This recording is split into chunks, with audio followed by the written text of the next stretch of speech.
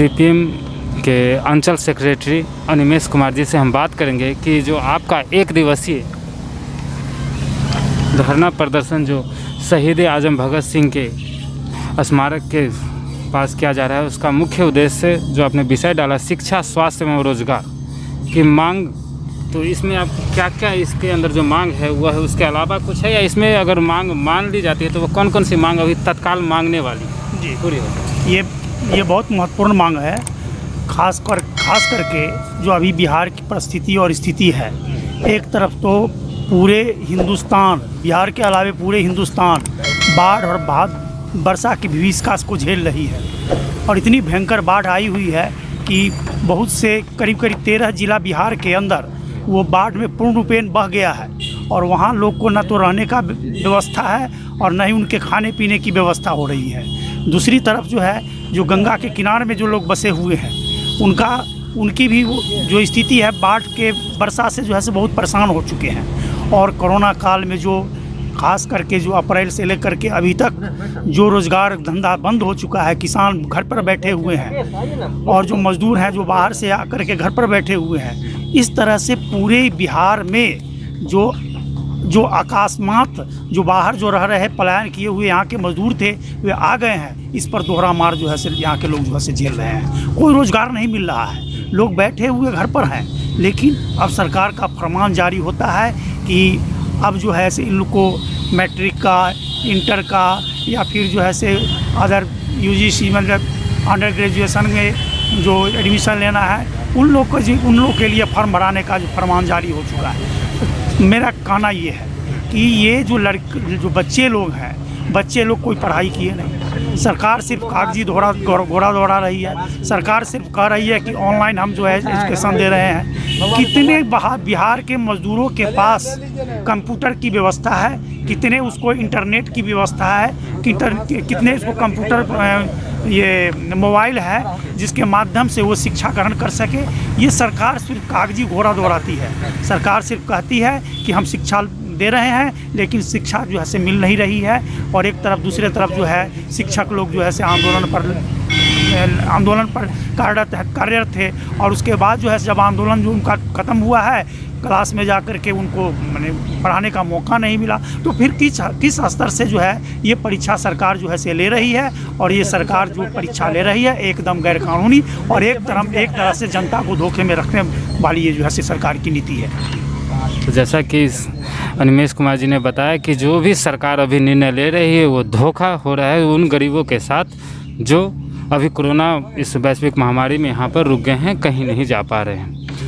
Sir, ये जो फ़ी जो लगातार मैट्रिक इंटर में ये बढ़ाई गई है, इसमें जो गरीब मजदूर बच्चे हैं उनको ज़्यादा दिक्कत आ रही है। तो सरकार से ये भी मांग होनी चाहिए कि इसको जो गरीब मजदूर हैं उसके बच्चे को या तो पैसे में कटौती कर दिया जाए या तो 9 के बराबर, जैसा कि ये सीधी बात है। हम लोग जो है शुरू से ही जब स्टूडेंट लाइफ में थे तो उस समय से ही हम लोग संघर्ष कर रहे थे कि शिक्षा जितनी महंगी होगी जनता उतनी अनपढ़ होगी।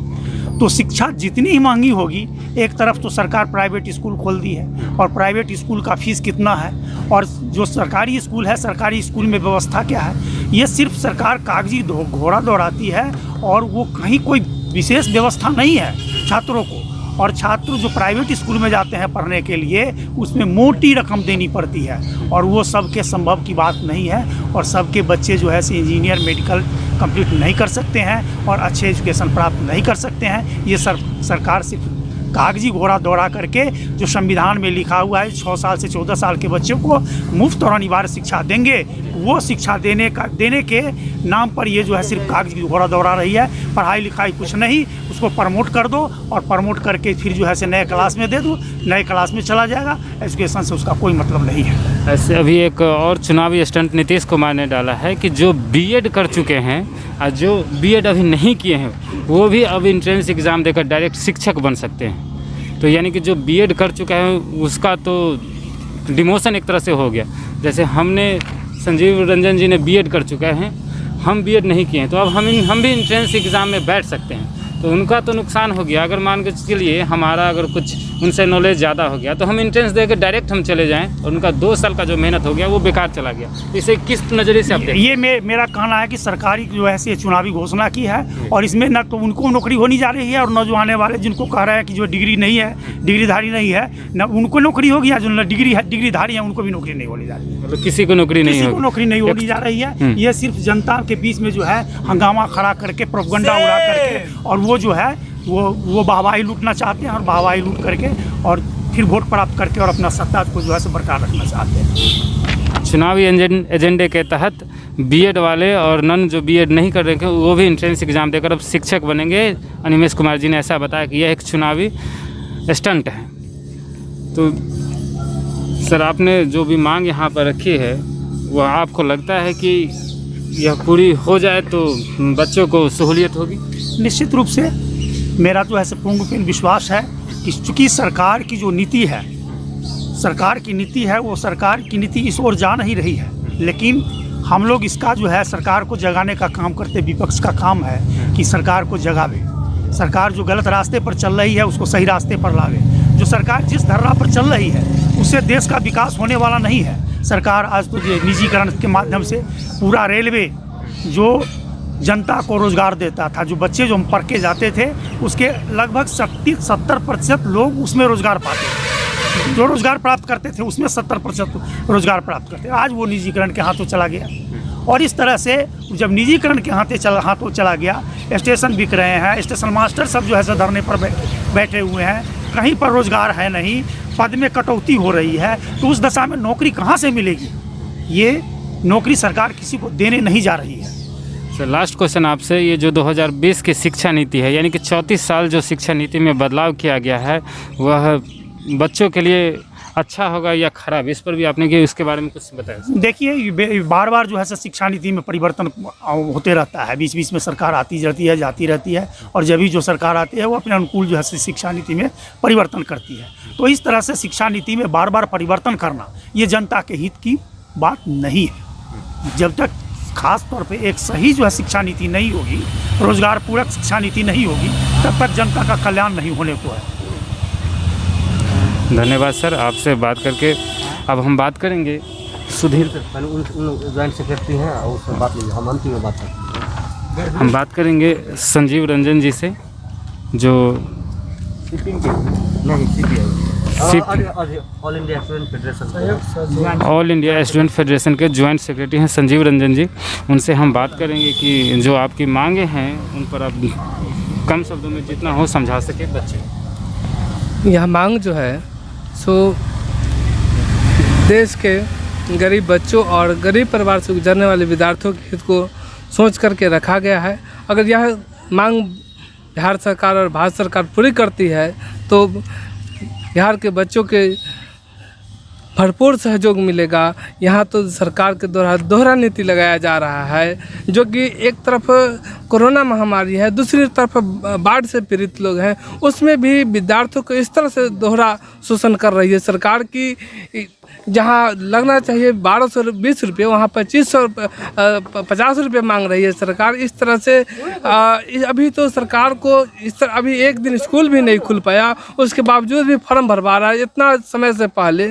तो सरकार किस उद्देश्य से फॉर्म भरवा रही ये तो समझ के परे हैं। और सरकार को चाहिए कि पहले शिक्षा को स्कूल खोले और कोचिंग खोल के कोरोना महामारी खत्म होने के बाद तब विद्यार्थियों को फॉर्म भरवाया जाए। और समय से अगर कोरोना महामारी समय से ख़त्म नहीं होती है तो डायरेक्ट प्रमोट कर दिया जाए विद्यार्थी को अगले क्लास के लिए। धन्यवाद। जैसा कि संजीव रंजन जी बोला कि अगर कोरोना महामारी अगर अभी ख़त्म नहीं होती, जब तक वैक्सीन नहीं आता, अगर हो सके तो सरकार जो बच्चे हैं उनको नेक्स्ट ईयर में प्रमोट कर दिया जाए।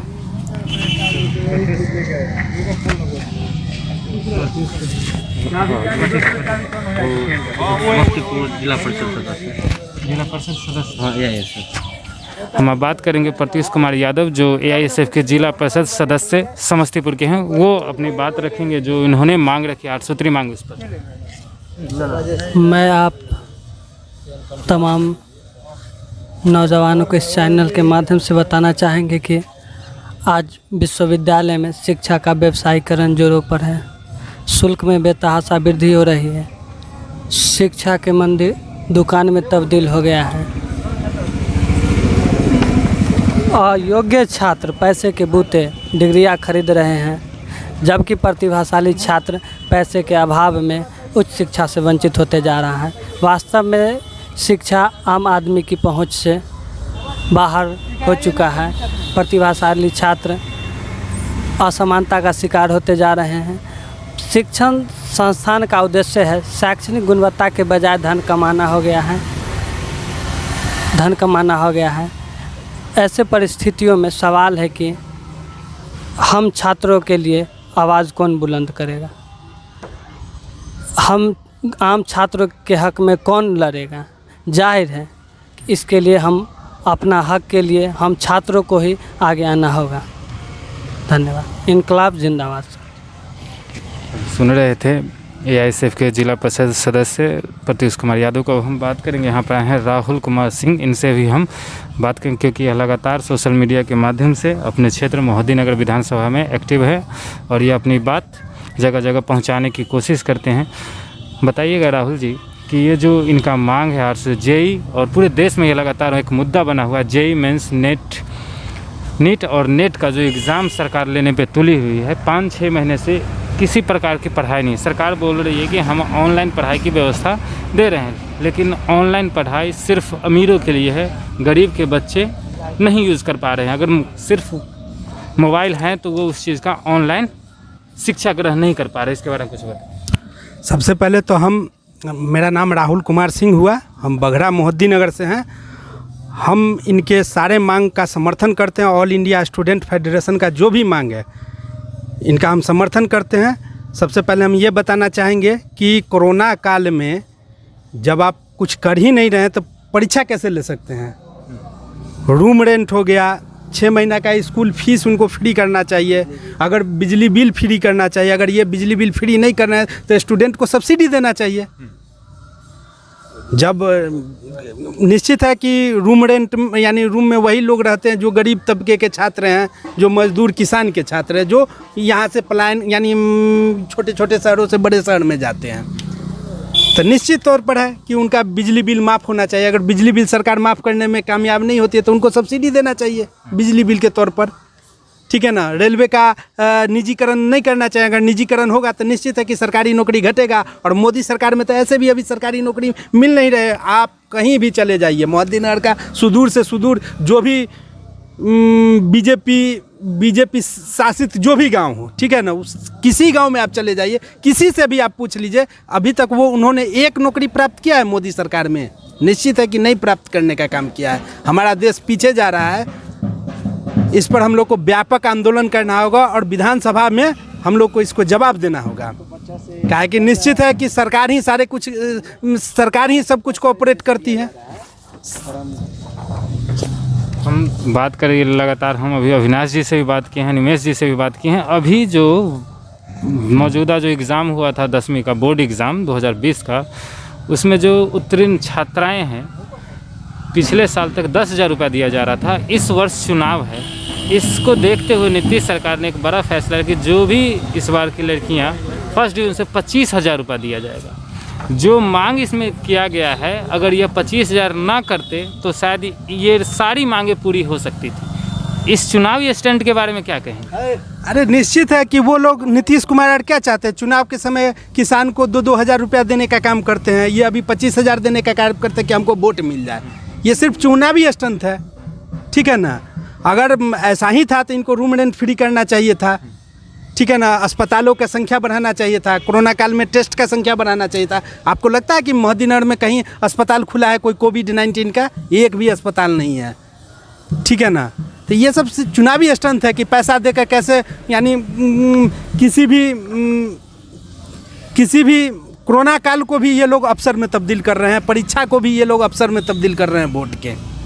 इस चीज़ को आप समझिए, यही है क्रोनोलॉजी।